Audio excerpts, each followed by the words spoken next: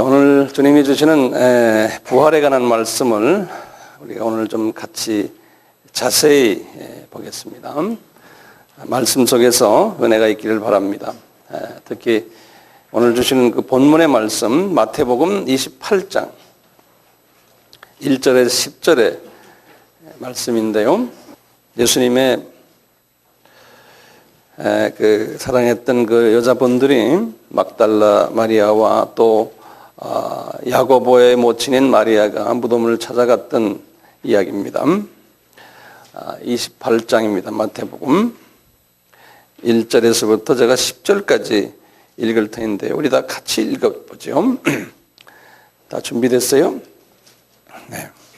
안식일이 다하여 가고 안식 후 첫날이 되려는 미명에 막달라 마리아와 다른 마리아가 무덤을 보려고 왔더니 큰 지진이 나며 주의 천사가 하늘로서 내려와 돌을 굴러내고 그 위에 앉았는데 그 형상이 번개 같고 그 옷은 눈같이 희거늘 수직하던 자들이 저를 무서워하여 떨며 죽은 사람과 같이 되었더라.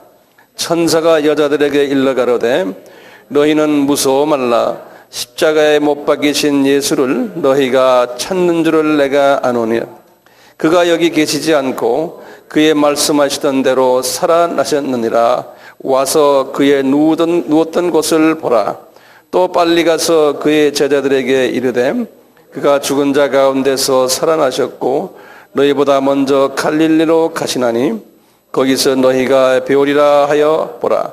내가 너희에게 일렀느니라. 하거늘 그 여자들이 무서움과 큰 기쁨으로 무덤을 빨리 떠나 제자들에게 알게 하려고 다름질할새 예수께서 저희를 만나 가라사대 평안하느뇨 하거시를 여자들이 나아가 그 발을 붙잡고 경배하니 이에 예수께서 가라사대 무서워 말라. 가서 내 형제들에게 갈릴리로 가라 하라. 거기서 나를 보리라 하시니라. 아멘. 지금 오늘 제가 전하는 그 예수님의 부활의 말씀은 여러분들 평소에 많이 들은 말씀 중에 하나지만요. 그렇지만 잘 적을 사람은 잘 적으셔가지고 이 부분을 잘 정리해 주시면 정말 도움이 될 거예요. 이 부활에 관한 것은 많은 부분에서 아직도 분명치 않고 혼돈된 부분들이 많아요. 그래서 오늘 제가 이 부활에 대한 부분을 잘 나름대로 정리를 해드리려고 이 자리에 섰습니다. 그 부활이라는 말하고요, 소생이라는 말하고는 다른 말이에요. 이 소생이라는 말이 있는데요, 소생은 나사로가 이제 죽었잖아요. 나사로가 죽어서 다시 살아난 것, 우리 사람들이 죽었다가 다시 살아나는 것을 소생이라고 해요. 그런데 이 소생과 부활은 다시 살아난다는 의미에서는 같지만 살아나는 결과가 달라요. 예컨대 나사로 같은 사람은 소생했어요. 근데 소생은 예전에 그 모습으로 다시 환원된 거예요. 그렇기 때문에 이분은 계속해서 늙거나 병이 들어요. 언젠가는 죽어버려요. 이 소생은. 나사로가 그렇게 해서 죽었어요. 다시. 때가 되었을 때요. 부활은 달라요. 부활은 살아나는 것은 같은데 살아나는데 그 살아난 그 결과가 달라요. 이 변화된 모습인데요. 변화된 모습인데 살과 뼈는 있어요. 그런데 신령한 몸이에요. 그리고요, 이 몸은 시간과 공간을 초월하는 그러한 몸이에요. 시간과 공간을 초월해요. 그리고는 한번 이렇게 부활하면 썩질 않아요. 또 죽지도 않고 이 영원히 존재하는 하나의 존재로 변화되는 모습을 부활의 모습이라 그래요. 이 부활이라는 이러한 그 개념과 이런 그 변화가 기독교에만 있어요. 이것은요.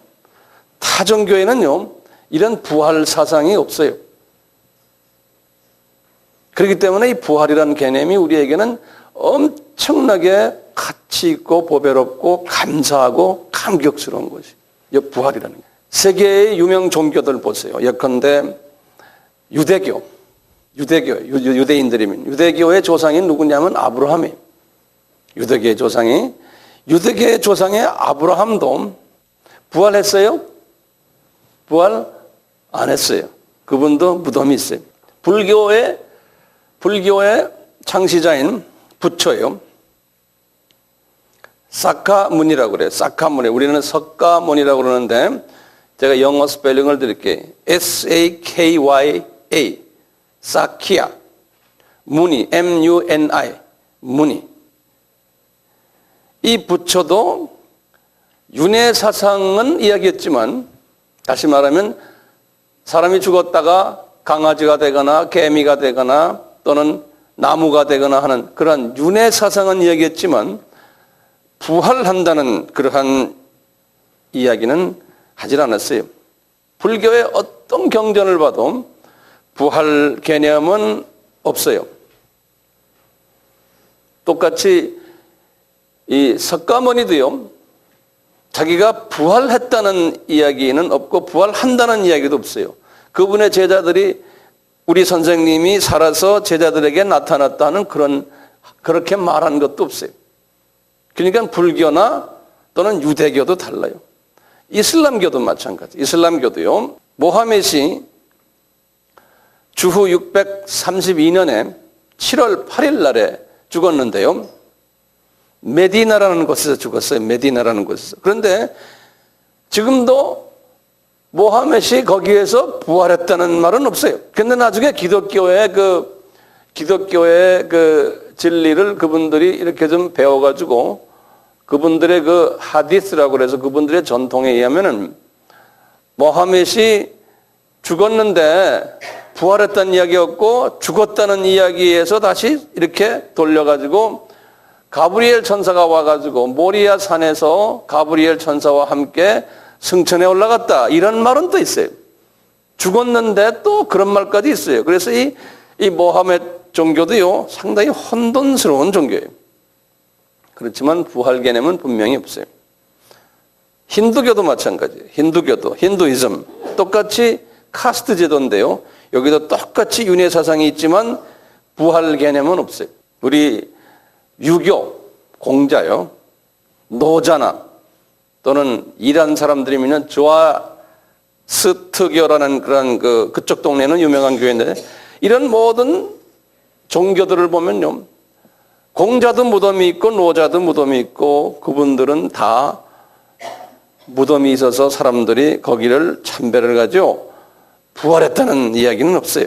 그런데 이 기독교만 말이죠. 기독교만이 유일하게 부활이라는 개념을 가지고 말하는데요. 그것도 우리 기독교의 창시자인 예수께서 그렇게 말씀하세요.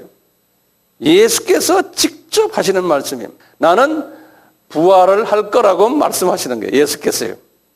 그래서 자신이 내가 십자가에서 못 박힌 후에 그것도 날짜도 사흘 있다가 3일 만에 내가 부활할 거다. 이런 말을 약 한 20번 이상을 했어요. 이분이. 그것뿐입니까? 구약에서도 선지자들에게 계속 말했어요. 내가 이렇게 죽을 거다. 그러다가 부활할 거다.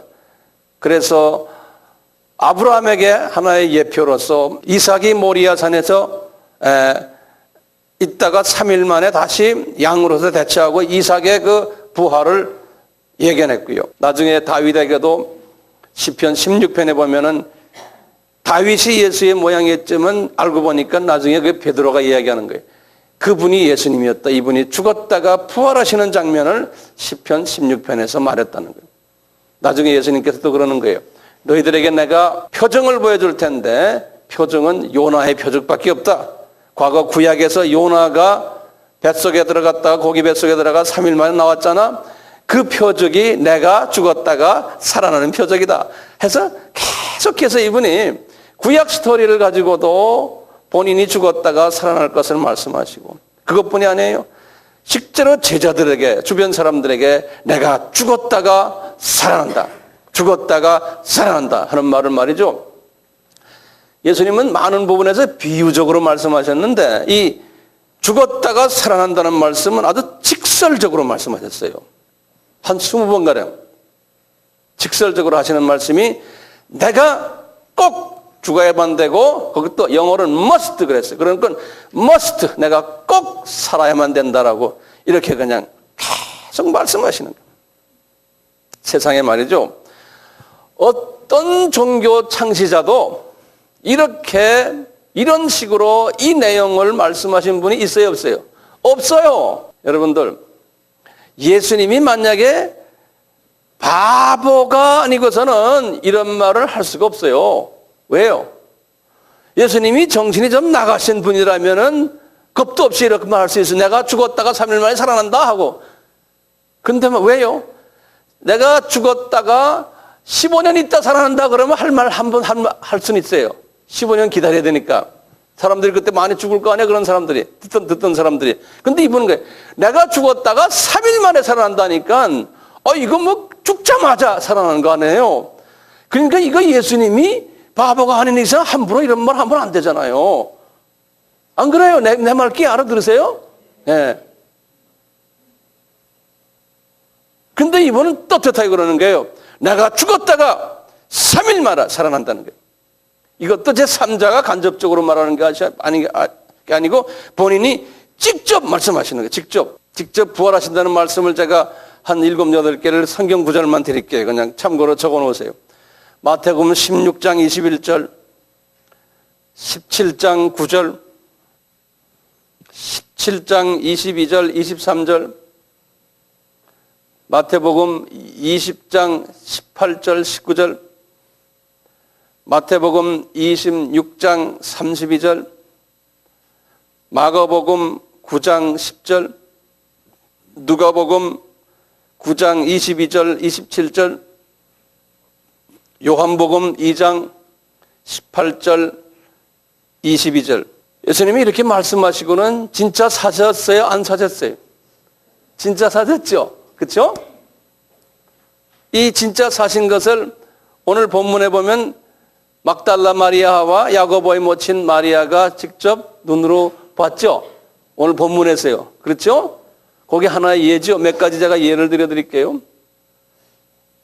두 번째는 예수님이 엠마오로 가던 길에 예수님의 제자 중에 한 사람이 글로바와 또 한 사람이, 이름은 성서엔 안 나와요. 이 사람들에게 나타나가지고요, 부활하신 후에 이들이 예수님을 잘 알아보질 못했어요. 이 부활의 몸이니까요. 그런데 나중에 정신 차려 보니까 그런 거예요. 눈이 밝아져서 그러면서 이분들이 예수님과 대화하는 장면. 그래갖고 이분들이 예수님의 제자들이 있는 곳을 달려갔어요. 그래서 제자들에게 가서 이분들이 가서 이야기하는 도중에 예수님이 나타났어요. 11 제자들에게. 누가복음 24장 33절부터 보시면 주께서 여자들이 그러니까 너희에게 평강이 있을지어다 그런 거예요. 왜 평강이라는 말을 주님이 꼭 부활하시고 썼을까요?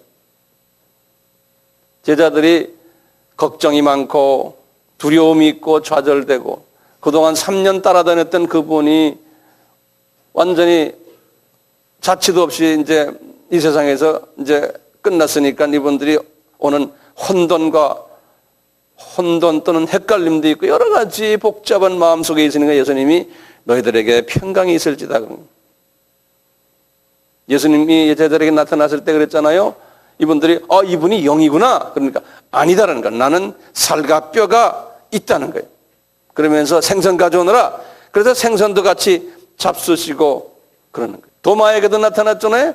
도마가 손에 못자국이나 옆구리에 창자국 보지 않으면 난 믿지 않겠습니다. 그러니까 보여줬잖아요. 그런데 보세요. 부활하신 예수님이요. 부활체로 계신 분인데 부활하셨는데도 손에 못자국이 있고 부활하셨는데 옆에 창자국도 있었어요. 이렇게 이제 도마에게 나타나시니 한 8일 후에 말이죠. 제자들이 모인 곳에 다시 나타났어요. 갑자기 나타나신 거예요. 근데 거기 보면은 문이 닫혔다 그랬어요. 문이 닫혔는데 예수님이 뚫고 들어가신 거예요. 그러니까 이 부활하신 몸은요, 부활의 몸은 우리도 나중에 그 몸을 가지거든요. 우리도요, 부활의 몸은 이게 공간을 마음대로 막 뚫고 들어가는 거예요. 예. 그리고는 멀리서 그분들이 이야기하는 소리 다 들으시고, 우리가 그런 몸을 가지거든요. 좀 이따가 제가 설명해 드릴게요.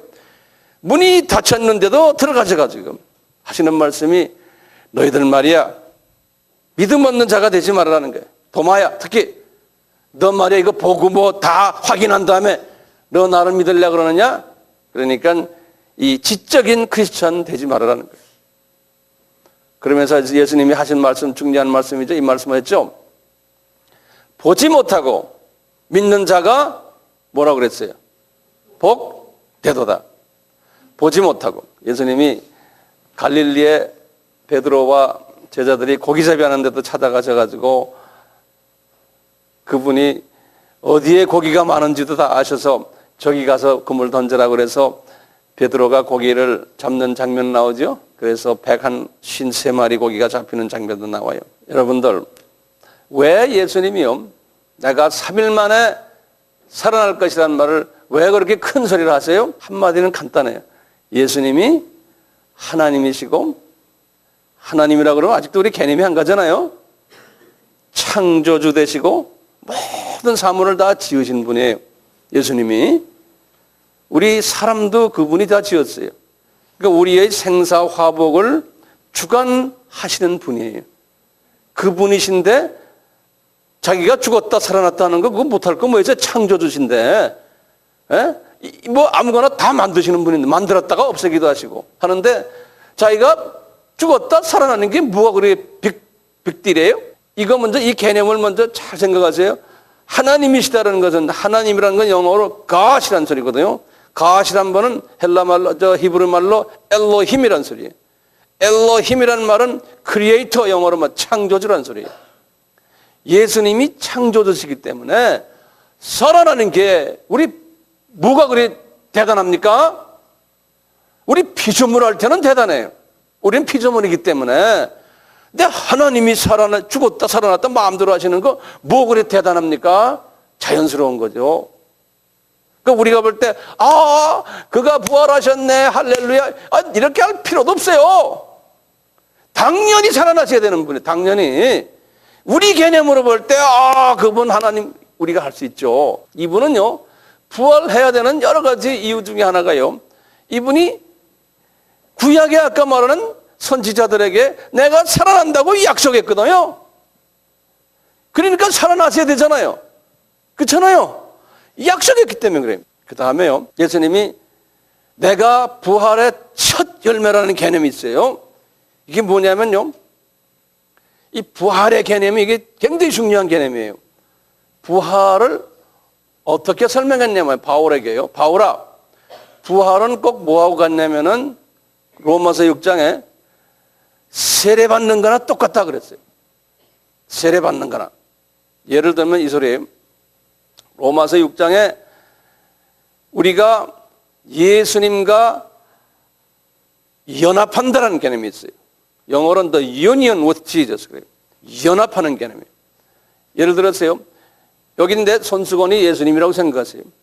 여기에 지금 내가 지금 손수건 속에 딱 들어가는 거예요. 이렇게. 그러면 내가 예수님하고 연합이 된 거예요. 그렇죠? 그랬다가요, 예수님이 십자가에서 죽으셨어요. 그러면 나도 죽은 거예요. 똑같이. 예수님이 밑으로 내려왔어요. 무덤에 갔어요. 나도 무덤에 간 거예요. 그러다가 3일 만에 예수님이 부활하셨어요. 나도 부활했다는 개념이에요. 이걸 예수님과 연합했다 그런다고요. 예수님과 연합했다. 이 사상인데요. 이거 잘 들으세요. 이 사상인데 세례가요, 이 사상과 똑같은 거예요. 세례가요. 그래서 세례는 물속에 들어가는 거예요.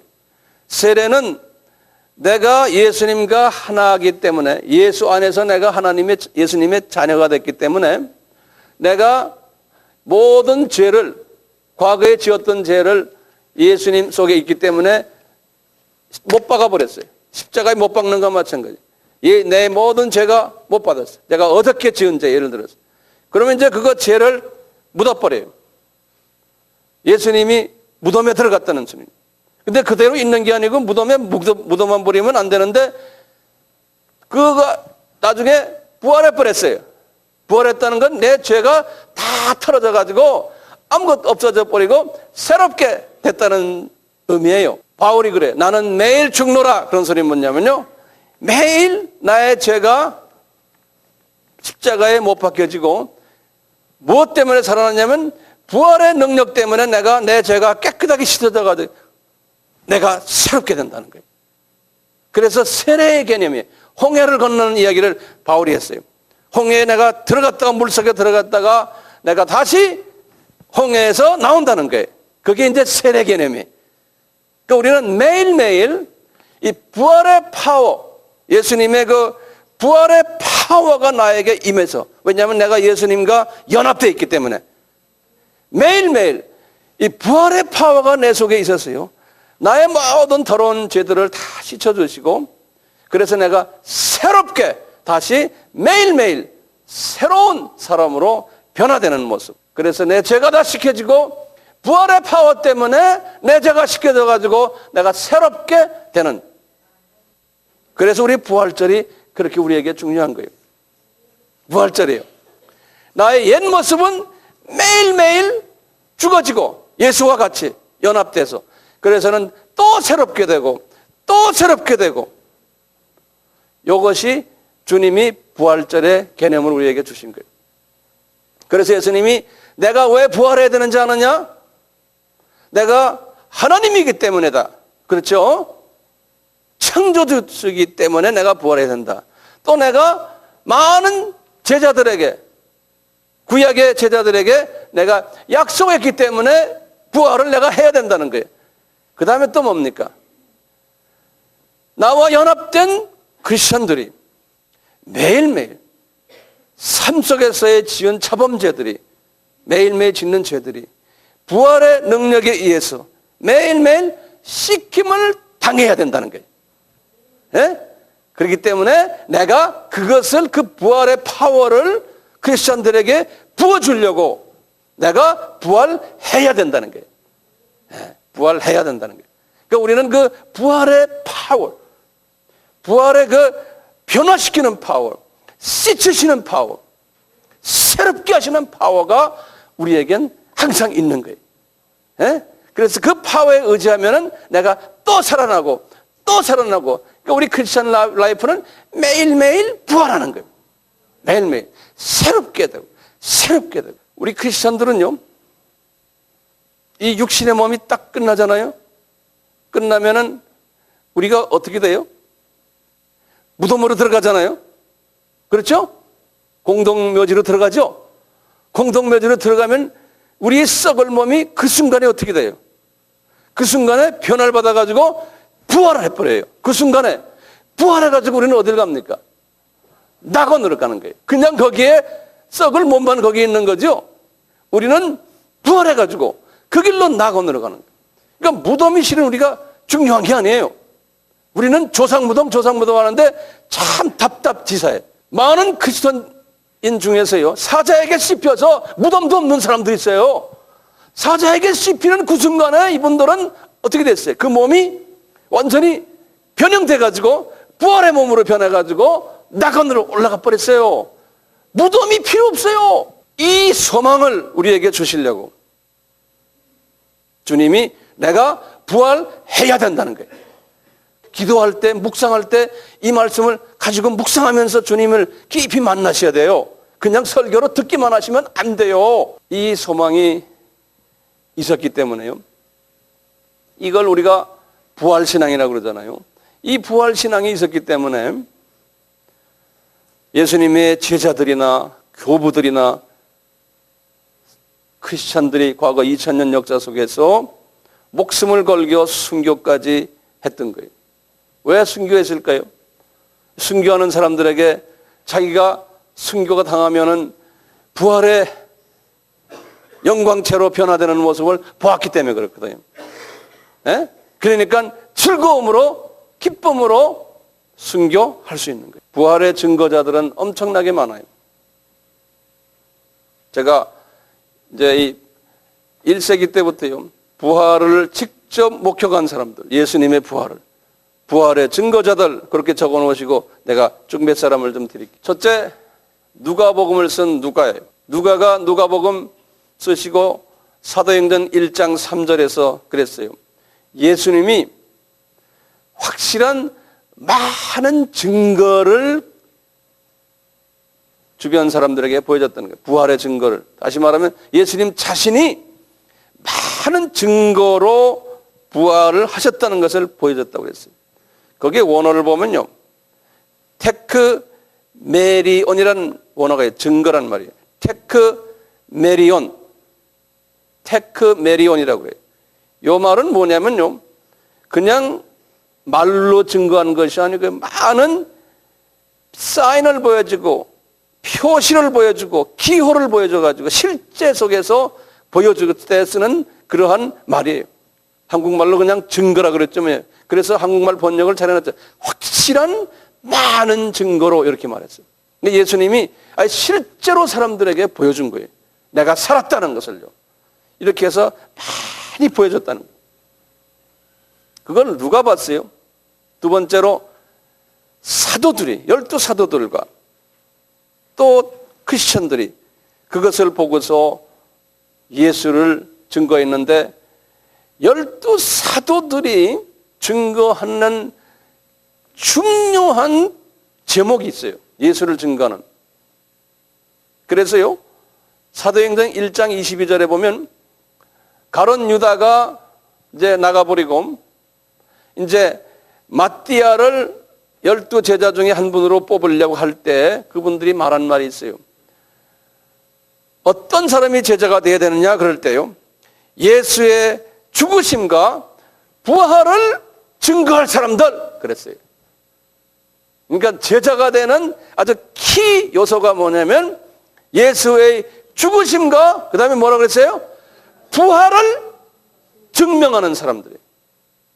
그러니까 우리도 마찬가지예요. 예수의 부활을 항상 이야기해야 돼요. 베드로는 그 후부터요, 사도행전에서 보면 최소한 6번 설교를 하시면서 예수 그리스도의 부활을 말했어요. 베드로가요. 그것 때문에 이 사람이 핍박을 받았어요. 사도행전 2장 23절, 2장 31절, 3장 14절, 4장 10절, 5장 30절 이런 데서 예수의 부활을 이야기하니까 유대인들이 싫어하는. 바울도 마찬가지예요. 바울도 사도행전 13장 29절, 17장 30절, 26장 22절 모든 그 내용들을 보면은 바울의 모든 설교가요, 그분이 설교하는 장면에 보면 전부 예수님의 죽으심과 부활을 이야기해요. 그만큼 기독교의 핵심 교리가 부활이에요. 그런데요, 바울이 고린도 교회의 사람들이 부활을 부인하는 사람들이 있었어요. 그래서 바울이 그 유명한 고린도전서 15장을 썼어요. 고린도전서 15장은 부활장이라고 그러죠. 그분이 고린도전서 15장에서 이렇게 말하는 거예요. 얘들아, 예수님이 이제 15장 3절에서 4절에 이렇게 말했어요. 예수님이 구약에서 말씀한 대로 죽으셨다가 또 구약에서 말씀한 대로 사흘 만에 살아나셨다, 이렇게 말씀하시는 거예요. 그리고는 구약의 말씀을 인용하세요. 딱딱. 그리고는 600여 명의 사람들에게 부활하셔서 나타났다는 거예요. 실제로 600여 명에게, 12제자에게 또는 500명 정도의 모든 사람에게 한꺼번에 나타났었고, 야고보에게도 나타났었고, 사도들에게도 나타났었고, 나에게도 나타나셨다 그러는 거예요. 직접. 그러면서 이분이 말씀하시는 말이 있어요. 여러분들, 만약에 예수의 부활이 없다면 우리가 지금 전하는 모든 것은 다 헛것이라는 거예요. 이거 지금 깊이 묵상하세요. 부활이 없다면 우리의 전파하는 것도 다 헛것이고, 15장 13절부터 하반절에 보면 그래. 19절까지. 우리의 믿음도 다 헛것이고 우리가 모든 증거하는 것도 우리는 거짓 증인으로밖에 전락될 수 없고, 그리고는 우리는 여전히 죄 가운데 있게 된다는 거예요. 왜 이런 말 썼을까요? 왜 여전히 죄 가운데 있어요? 부활의 능력이 나를 매일 새롭게 해주는데, 그렇잖아요? 부활을 믿지 않으면 여전히 나는 죄 가운데 있게 된다는 거예요. 네. 이 부활을 믿지 않으면, 만약에 부활을 믿지 않으면 예수를 믿다가 죽은 사람들은 아직도 무덤 속에 그냥 있기 때문에 얼마나 불쌍한 사람들이냐 이거예요.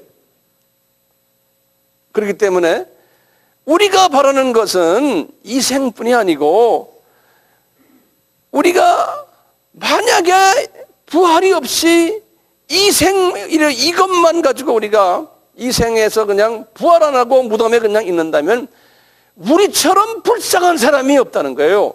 우리가 지금 막 열심히 부활했다 했다 했지만 알게 없다고 생각한다면 우리처럼 불쌍한 사람이 없다는 거예요. 그러니까 여러분들, 크리스찬들, 정말 부활을 믿습니까? 예?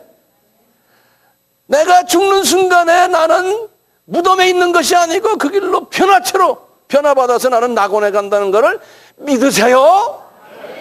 그런데 왜 산소에 그렇게 관심이 많습니까? 산소 자리가 어떻고 저떻고, 그거는 세상 사람들이 하는 거예요.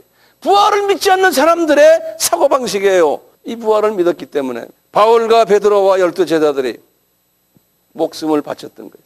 죽음에 대한 두려움이 없었던 거예요. 죽으면은 부활한다는 것을 알기 때문에. 그 유명한 1세기, 2세기 때의 교부들이 있어요. 이그나티우스, 폴리캅, 저스틴 마르터, 테툴리안, 이레니우스, 오리겐, 또 카타콤에 있는 많은 크리스천들이 다 이 부활을 믿었기 때문에 이분들은 목숨을 다 주님께 바쳤던 거예요. 저도 이 부활을 믿기 때문에 선교지에 다니지만 비행기 떨어져도 괜찮고 누가 날 죽여도 괜찮아요. 왜요? 왜 겁 없습니까? 부활을 믿기 때문에. 왜 내가 건강을 유지해야 됩니까? 더 많은 복음을 전하기 위해서 건강해야 되는, 그래서 엑서사이즈하고 음식도 골라 먹고 그러는 거죠. 죽기 싫어서가 아니잖아요. 에? 사도 바울도 자기가 죽는 것이 더 낫다고 그랬어요. 그렇지만 너희들 때문에 내가 안 죽는다 그랬어요. 죽음에 대한 두려움이 있어요. 지난번에도 제가 네팔에 가서 한 300명 사람들이 모였는데 주를 위해서 죽을 사람 한번 일어나시오 하니까 약간 한 200 몇 명 일어나는 것 같아요. 앉은 사람이 거의 안 보여요. 중국과도 마찬가지고 미얀마가도 마찬가지. 이 사람들은 우리보다 나아요. 그만큼 우리는 예수님을 사랑한다 하지만 사랑하는 게 아니에요. 이 세상을 더 사랑한다.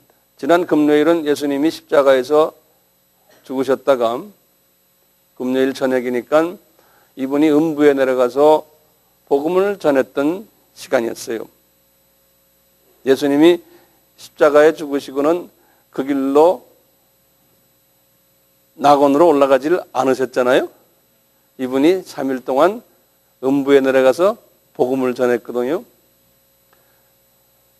십자가 달리시기 그 전에 살았던 모든 사람들은 죽으면 어떻게 됐어요? 그분들 다 음부로 가잖아요. 왜 그래요? 그리스도의 십자가의 혜택을 받지 않았기 때문에. 그렇죠? 아브라함이나 유명한 구약의 사람들도 마찬가지였고요. 음부가 두 가지 음부가 있다고 그랬죠. 어디에 나와요? 누가복음 16장 19절에서부터 나오죠. 거기에 두 가지 음부가 있어요. 아브라함의 품이 있고 또 부자의 품이 있고요. 아브라함의 품은 아브라함의 자녀들이 가는데 좀 더 좋은 음부예요. 유대인들과 그 다음에 하나님께서 예정론에 의하면 선택하신 하나님의 자녀로 복음은 받지 않았지만 선택한 사람들이 구약시대에 있었어요. 세계 각 나라에. 우리 조상들도 거기에 다 포함이 돼요. 우린 누군지는 몰라요. 이제 하늘에 올라가면 이제 다 볼 거예요. 그분들이 아브라함의 자녀들이 예정론입니다. 그분들이 어디가 죽어서 아브라함의 품에 가 있는 거예요. 예수님이 십자가에서 숨을 거두시고 음부로 내려가셔가지고 그 아브라함의 품에 가셔서 얘들아 나 너희들을 위해서 십자가에서 이렇게 피의 대가를 지불했다. 그러니까 할렐루야 감사합니다 다 했을 거 아니에요? 이건 어디 사람들이 다 그때 부활됐겠어요? 아브라함의 품에 있는 모든 하나님의 자녀들이 전부 변화를 받아가지고 예수님처럼 이제 변화받아서 이분들이 근데 언제 변화받아요? 예수님이 먼저 변화를 받으시고 부활하시고 그 다음에 그 뒤를 따라서 이분들이 다 변화받은 그 중에 일부가 예수님이 부활하셨을 때 예루살렘에서 같이 부활했죠. 변화됐죠. 그 사람들이 그게 어디에 나와요? 마태복음 27장 50절에서 53절에 보면 나와요. 그분들이 40일 동안 예수님과 같이 예루살렘에서 지내다가 아마 승천해서 올라간 것 같아요. 그건 예수님의 그 부활체의 모습으로 구약의 유명 인사들 같아요. 아브라함, 모세, 다윗, 기타 등등 유명 인사들이 다 그때 아마 예수님과 같이 그렇게 했단 말이에요. 나머지 분들은 다 미리 올라가 버리고. 그러니까 예수님이 십자가를 치시고 죽으신 다음에도 끊임없이 바쁘셨어요. 전도하시느라. 선교사였어요. 이분이 가만 앉아서 커피 한잔 하시면서 쉬신 게 아니에요. 그냥 끊임없이 전도를 하셨던 거예요. 음부에까지 내려갔어요. 자, 그리고는 이제 신약시대가 딱 됐어요. 신약시대 되니까 복음은 저 중동과 고작해야 남부 유럽에만 복음이 한 5, 600년 동안 있었죠. 나머지 나라들은요. 아프리카나 남미나 또는 아시아는 복음이 전혀 없었잖아요. 기회가 없었잖아요. 그렇잖아요? 근데 우리가 예정론에 의하면은 분명히 그런 나라에도 하나님의 자녀들이 분명히 있었을 텐데 복음은 받지 않았지만 그러니까 이분들이 죽으면 어디를 갔겠어요? 하나님의 예정된 사람들은 복음은 받지 않았지만 제 혼자 생각이에요. 분명히 아브라함의 품에 가서 대기하고 있었을 거예요. 그러다가 1년에 한 번씩 아니면 몇 년에 한 번씩 안 그러면 즉시든지요. 예수님이 지금도 방문하시는 거예요. 거기에 방문해서 얘들아 뭐하니? 나 누구다? 그러니까 알았어요. 감사해요. 그랬을 거 아니에요? 그러니까 이분들이 즉시로 부활해가지고 어디를 갔어요? 낙원으로 가셨을 거예요. 제 생각이에요. 예수님이 지금도 마찬가지. 지금도 우리가 이제 크리스천들이 지금 죽었어요. 즉시로 어떻게 돼요? 나나 여러분이 지금 죽으면 그 길로 변화가 돼가지고 낙원으로 가잖아요. 근데 문제는 지금 우리가 아직도 미전도 족속들이 많잖아요. 복음을 받지 않은 미전도 족속들이 많은데 거기에도 분명히 하나님의 자녀들이 예정된 자녀들이 있을 거 아니에요? 근데 그 사람들이 복음을 받기 전에 죽었어요. 그러면 어떻게 될까요? 그분들이 분명히 아브라함의 품에 있다가 주님께서 그분들을 올려보낼 것 같아요. 그러니까 우리는 이런 생각에 우리가 전하지 않으면은 그 사람들을 어떻게 구원을 받느냐? 그건 우리 생각이에요. 사도 바울도 그런 이야기를 했어요. 로마서 10장에 보면요. 그렇지만 그만큼 뭐냐면 우리가 열심히 복음을 전하라는 뜻이지 우리가 전하지 않으면 저 사람이 예정이 돼도 지옥에 간다. 이것은 좀 우리의 견해로 볼 때 그렇지 하나님의 입장에서 보면 그렇지 않은 것 같아요. 그렇지만 그러면 선교가 필요 없지 않습니까? 이렇게 나올 거 아니에요? 왜 필요합니까? 우리 주님은 하나님의 이 구원 계획 속에서 우리로 하여금 너 여기에 참여해라. 그러면 복이 있도다. 주님의 구원 계획에 내가 참여하는 것 자체만 해도 엄청난 복을 받는 주님의 선물 아니에요? 하늘 올라가면 높은 자리에 있게 될 거예요. 예수님이 공중에서 이제 공중 재림을 할 때를 생각해 봐요. 공중 재림할 때요. 데살로니가전서 4장 13절에서부터 쭉 17절까지 말씀을 보면 이래요. 공중 재림을 하는 장면을 바울에게 보여주셨는데 예수님이 그러시는 거예요. 우리 잠깐 좀 볼까요? 데살로니가전서 13절부터 보세요. 형제들아, 자는 자들에 관하여는 너희가 알지 못함을 우리가 자는 자들이라는 말은 크리스찬들 중에서 자는 자들이 지금 죽은 사람들 이야기하는 거예요. 근데 이 사람들은 실제로 잠자는 게 아니죠. 우리 개념으로는 잠자지만 주님의 눈을 볼 땐 지금 어디 있어요? 이분들?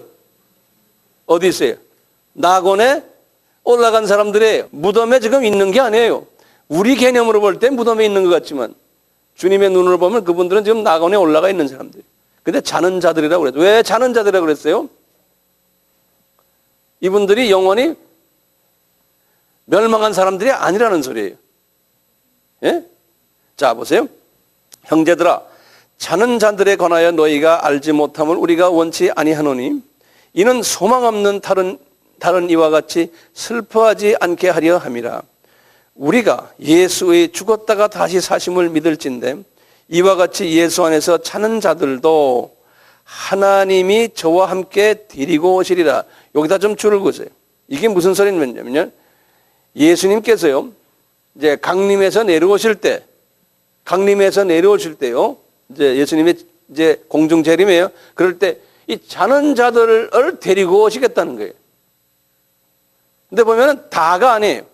자는 자들 중에서 특별한 사람들을 데리고 오시겠다는 거예요. 15절 보세요. 우리가 주의 말씀으로 너희에게 이것을 말하노니 주 강림하실 때까지 우리 살아남은 자도 자는 자보다 결단코 앞서지 못하리라. 주께서 호령과 천사장의 소리와 하나님의 나팔로 친히 하늘로 쫓아 강림하시리니 그리스도 안에서 죽은 자들이 먼저 일어나고 그 후에 우리 살아남은 자도 저희와 함께 구름 속으로 끌려 올려 공중에서 주를 영접하게 하시리니 그리하여 우리가 항상 주와 함께 있으리라. 이 말씀 바울은 아주 축소시켰는데요. 이 말이 이제 이렇게 해석이 돼요. 예수님이 공중에 이제 공중 지상 재림을 하려고 할 때요, 이제 쫙 내려오시는데 누구를 데려오냐면 크리스천 중에서 이미 낙원에 올라갔던 사람들 중에 일부를 데리고 내려오시는 거예요. 그래서 우리 눈에 딱 그분들이 예수님과 같이 있는 거예요. 그 사람들을 무덤이 열려서 무덤에서 나왔다라고 해석을 한 거예요. 그렇지만 크리스천들은 지금 무덤에 있지는 않잖아요. 그렇잖아요. 그리고는 이분들이 딱 나타나고는 그 다음에 우리 살아남은 자도 휴거를 당한다는 거예요. 그런데 휴거는 아무나 휴거합니까? 아니죠. 크리스천 중에서 특별한 분들만 휴거당하잖아요. 이 특별한 분들이 휴거를 당해서 예수님과 만나는데 그걸 무슨 잔치라고 그래요? 혼인잔치라고 그러잖아요. 예. 그러니까 혼인잔치에 참여할 자격이 있는 사람만 저 낙원에서 내려오는 거예요. 예수님과 같이. 또 지상에서도 많은 크리스천 중에서도 혼인잔치에 참여할 만한 사람만 들림받아서 여기서 만나는 거예요. 이 사람들은 어떤 사람들이에요? 지도자 그룹들이에요. 천국에서. 요분들이 나중에 7년 환원이 끝난 다음에 지상 재림할 때 같이 내려와서 천년왕국 때 뭐 한다고 그랬어요? 지도자 그룹이 되고 영원한 세계에서 지도자 그룹이 된다고 그랬어요. 예. 우리가 지금 요 그룹에 들어가려고 이렇게 지금 우리가 지금 주님을 섬기잖아요. 예? 요 그룹에 들어가려고 저는 그런 마음 때문에 지금 이렇게 지금 가운 입고 땀 흘리면서 지금 이렇게 하는 거예요. 이런 부활에 관한 주님이 주신 아주 분명한 메시지들이 우리에게 있는데 영의 눈이 어두워진 자들이 많아가지고요. 과거 2000년 동안이요. 예수님의 부활을 부인하고 부활에 관한 적절치 못한 이론들을 만들어가지고 많은 하나님의 자녀들을 혼동케 하고 헷갈리게 하고 믿음에서 떨어지게 한 일들이 있었어요. 왜 그럴까요? 예수님의 십자가의 사건과 예수님의 부활과 그것이 기독교에서는 생명이거든요. 그 다음에 예수님의 신성과 예수님의 인성은 기독론에서의 아주 생명이에요. 네. 이것을 이 사탄의 자녀들이 자꾸 건드리는 거예요. 건드리는 거예요. 아니다. 신성에 관한 이야기 제가 했죠. 인성에 관한 이야기 했죠. 이제는 부활에 관한 이야기도 또 하는 거예요. 제가 다음 시간에 이제 또 계속해서 하겠지만요. 이런 부분을 자꾸 건드리는 거예요. 거짓 선지자들이 많이 나온다는 거예요. 특히 마지막 때.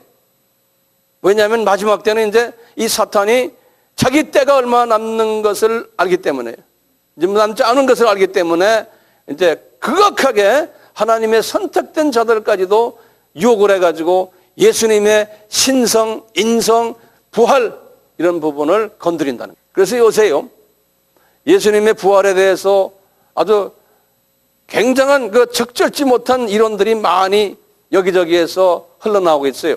그 몇 가지 이론을 제가 좀 드릴게요. 자유신학을 하는 사람들 이런 말이에요. 예수님이 십자가에서 죽으신 게 아니고 기절하셨다 하는 기적 이론이 있어요. 근데 사람들에게 눈이 감겨가지고 예수님을 보지 못했어요. 기적 이론이 있어요. 그래서요, 예수님이 너무나 힘드니까 십자가에서 기절했다가 아리마다 요셉의 무덤에 가셔서 공기가 좀 괜찮은 공기를 마시니까 살아나셨다는 거예요. 그러니까 죽지 않으셨다는 거예요. 예, 이 이론이 있어요. 이런 이론은 나중에 제가 아바나 이런 거 있을 때 제가 한 2시간을 이것이 틀렸다는 걸 제가 증명할 시간이 언젠가는 있을지도 몰라요. 두 번째 이론이 있어요. 절도 이론이에요. 절도. 절도라는 거는 강의 시체를 절도당했다 그런 거예요. 제자들이 밤중에 무덤에 와서 그 시체를 훔쳐갔다는 이론이에요. 분명히 로마 군인들이 그런 말도 했어요. 없어지니까 누가 훔쳐간 거 아니냐? 그런 말 했어요. 특히 1세기 때 유대인들 사이에서 이 이론이 아주 인기가 있었어요. 근데 파수꾼도 있고 말이죠. 파수꾼이 그냥 이런 돌을, 큰 무거운 돌을 거기다 딱 갖다 대고 파수꾼이 서 있는데 훔쳐갈 수 있어요? 그 당시에 제자들은 그 훔쳐갈 생각도 못해서 다 도망갔는데요. 이런 이론이 있다는 걸 아세요. 근데 재밌는 건요, 예수님이 무덤에서 부활하신 후에 그 자리에 예수님의 수의가요 아주 이쁘게 잘 개어 있었다고 그랬어요. 원상복구대로 원상복구시켜서. 훔쳐갔으면 어떻게 그렇게 할 수 있어요? 수의가 없어졌든지 수의가 그냥 여기저기 그냥 막 흐트러졌든지 그렇게 되죠. 이게 말도 안 되는 소리죠. 그런 이론이 있어요. 처음에 뭐였어요? 기절 이론. 두 번째는 절도 이론. 세 번째 이론은요, 환상 이론이라고 있어요. 예수님이 죽었는데 사람들에게 착시가 생겨가지고 그분이 부활한 것처럼 이렇게 부활한 것처럼 착시가 생겨서 환상으로 봤다고 생각하는 이론이 있어요. 이것도 말도 안 되는 소리죠. 근데 이런 걸 떠드는 신학교의 교수들이 꽤 많아요. 목사들도 많고, 우리나라는 많지 않지만 저는 서양 나라 가면 세고 셌어요. 이런 말을 하면은 그 사람 구원을 받았겠어요? 안 받았겠어요? 기독교의 핵심을 건드리는 사람들 아니에요. 그 다음에 네 번째 이론이 또 있어요. 마리아나 막달라 마리아나 또 제자들이 무덤을 찾아갔는데 알고 보니까 엉뚱한 무덤에 가서, 빈 무덤에 가서 그랬다는 거예요. 그러니까 사람의 머리를 돌려가지고 말이죠, 별난 소리 다 해요. 요새는 무슨 말이 있는지 아세요? 꼭 부활절만 되면 또 새로운 아이디어를 가지고 덤비는 사람들이 있어요. 요새는 말이죠, 서양에서 일어나는 일인데요, 예수의 무덤을 발견했다고요. 이래가지고요, 봐라, 예수가 실제로 부활한 게 아니다, 그분의 무덤이 있다, 무덤 발견했다, 이래가지고 논문 발표하고 이런 잡다한 사람들도 있어요. 그래가지고 교회를 또 흔들어 놔요. 얼마 전에 어떤 사람이, 목사님 그런 기사 읽었는데 한국 신문에도 나오고요, 뭐 서양 신문에 다 나와요. 웹사이트에도 뜨고요. 그런데 그렇다면 예수님이 부활하셨다는 게 뭐 아닌 모양이죠? 너 이러더라고 나한테. 이런 그 일들이 앞으로 계속 있을 거예요. 계속. 이런 환경 속에서 오늘날 우리가요, 부활절을 지금 우리가 맞이하고 있어요. 우리 크리스천들이요. 여러분들은 부활절 무슨 생각으로 여기 앉아있는지 주일날이니까 왔잖아요.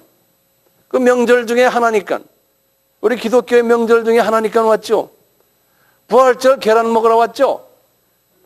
우리는 계란 안 주지만 계란 먹으러 오잖아요.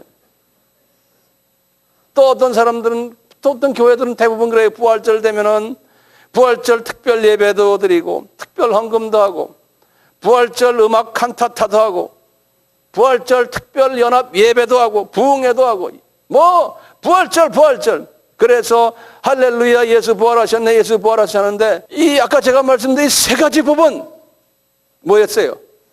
부활절은 예수님이 하나님이시고 두 번째, 부활절은 우리의 삶을 매일매일 부활시키는 분이시고, 그렇죠? 세 번째는 뭐예요? 우리가 죽으면은 부활해서 낙원으로 간다는 이 부활절의 엄청난 선물, 예? 이 선물을 깊이 묵상하는 날이 부활절 아닙니까? 예? 그래서 예수를 더 사랑하게 되고, 이거 없이 그냥 부활절, 예?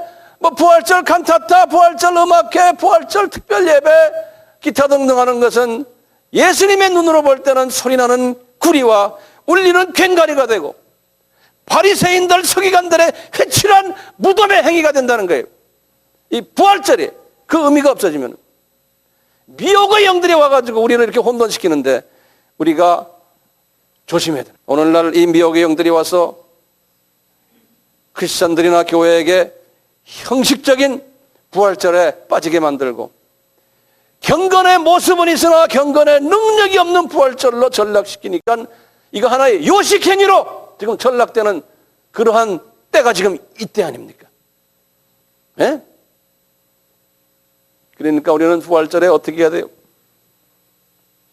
우리는 부활절에 어떤 특별한 날 하루만 아니지 않습니까? 우리가 매일매일 예수님은 우리의 소망이 되시고, 우리의 창조자가 되시고, 나의 하나님이 되시고, 나의 생사화복을 주관하시고, 알파 오메가 되시는 이러한 예수님 아니십니까? 타종교에는 이런 예수님이 없습니다. 그러니까 예수님 나에게서 찬양을 받으시고, 우리는 예수님을 경배합니다, 예배드립니다, 찬양드립니다, 존경합니다. 이것을 끊임없이 1년 365일 끊임없이 고백하는 것이 부활절을 지키는 크리스찬들이에요. 끊임없이. 두 번째는 뭡니까? 내가 매일 예수와 함께 연합하여 예수의 죽음이 내 죽음이 되고 예수의 부활이 내 부활이 되어서 매일매일 예수와 연합해서 나의 죄가 매일매일 씻어지고 태워지고, 그래서 그 부활의 능력이 나한테 임하셔서 나를 새롭게 해주고 나의 매일매일 짓는 죄의 무덤이 빈 무덤이 되게 하고 죄의 사슬이 깨어지는 그러한 부활절, 매일매일 경험하는 부활절, 우리가 성결케 되는 일을, 이 부활의 파워, 이 파워가 씻으시는 파워, 무덤을 깨는 파워, 이 파워를 우리가 매일 경험하니까 내 속에서 죄의식도 없어지고 열등감도 없어지고, 이 파워가 나에게 오면요 좌절감도 자꾸 사라지고, 소망도 없어졌는데 소망이 생기고, 걱정, 근심, 초조, 절망, 불안, 이런 것들이 그 변화시키는 파워 때문에 나를 새 소망을 주고 새 믿음을 주고, 이렇게 매일 경험하는 것이 우리가 부활절을 경험하는, 부활절 경험. 그리고는 우리는 이 세상이 우리 세상이 아니라는 걸 항상 이야기하면서, 사도 바울이 그랬어요. 고린도전서 15장 17절 이렇게 말씀했어요. 그리스도께서 다시 사신 것이 없다면 우리의 믿음도 헛것이고 우리는 여전히 죄 가운데서 우리의 죄를 이겨내지 못하고 매일매일 허덕허덕 할 거라는 거예요. 그러니까 예수의 부활은 나를 새롭게 만들어주는 능력이 있기 때문에 그 능력을 체험하라고 이분이 부활하신 거예요. 그래서 부활의 첫 열매가 되셔가지고 우리 보고 너희들도 매일매일 부활하라, 이 세상에 살면서 내 힘을 가지고, 그리고 나중에 이 세상이 끝날 때 진짜 부활하라, 이렇게 말씀하시잖아요. 그러니까 우리에게는 이 부활절이 엄청난 선물인 거예요. 네, 그렇기 때문에 우리는 죽음을 두려워할 것도 없어요. 바울도 그랬죠. 만일 그리스도 안에서 우리의 바라는 것이 다만 이 생뿐이면 모든 사람 가운데서 가장 불쌍한 사람들이다, 그런 거예요. 열심히 예수를 전하고 다녔는데 이 세상뿐이라면은 얼마나 골빈 사람들이냐, 불쌍한 사람들이에요. 우리는 그런 골빈 사람이 아니잖아요. 우리는 저 세상에 예수님의 부활의 파워 때문에 간다는 그 믿음이 있잖아요. 그 믿음 때문에 사도 바울도 베드로도 많은 순교자들이 이 믿음 때문에, 이 부활신앙 때문에 상을 멋있게 살다가 주님한테 가졌죠. 그렇기 때문에 우리 예수님이 부활한 요나를 소중하게 생각하기 때문에요, 기독교가 구약에서 나오는 안식일을 부활하는 썬데이로 바꾼 거예요. 그래서 안식일이 세터데이인데, 그 토요일인데 썬데이로 바꾼 거예요. 그래서 부활한 날을 우리 개신교에서는 또는 로만 가톨릭에서 소중하게 생각하는 거예요. 왜냐하면 부활하는 날이 사람을 변화시킨 날이기 때문에. 그러니까 이 날을 우리가 통해서 주님께 예배드리고 우리의 죄가 매일 사함받고 이 날 우리가 새롭게 되는 날이거든요. 그렇기 때문에 이 날을 우리가 향해서 주님한테 우리가 성만찬도 세례도 베풀고 하나님을 경배하고 이분에게 존경하고 우리가 이 날을 가지고 우리가 주님과 교제하는 날로 만들었어요. 그래서 우리가 주일날, 요 부활하는 날이 이런 의미에서 중요한 날이에요. 새롭게 우리를 만드는 날이 요 썬데이, 부활절 날이라는 거예요. 그러니까 every Sunday가, 매일 썬데이가 부활절이에요. 우리가 새롭게 되는 날이라는 거예요. 오늘도 이 부활절을 통해서 1년에 한 번 있는 요 날만이 아니고 매일 썬데이마다 예수님의 부활을 체험하는. 다시 제가 말씀드리면 항상 예수님이 하나님이시고 그분이 우리에게 주시는 파워로서 우리가 부활의 파워로서 새롭게 되는 경험. 우리가 이 세상에 끝날 때 그 파워가 우리로 하여금 저쪽에 낙원으로 가는 그 파워. 이 파워를 주시려고, 이것을 주시려고, 이 선물을 주시려고 예수님이 부활하셔야만 됐고, 그래서 예수님은 부활의 첫 열매고 우리는 그 두 번째 열매들이라는 거예요. 우리를 위해서 주님이 부활하셔야만 하셨다는 거예요. 그러니까 감사하죠. 할렐루야 하는 거예요. 감사합니다 예수님 그러는 거예요.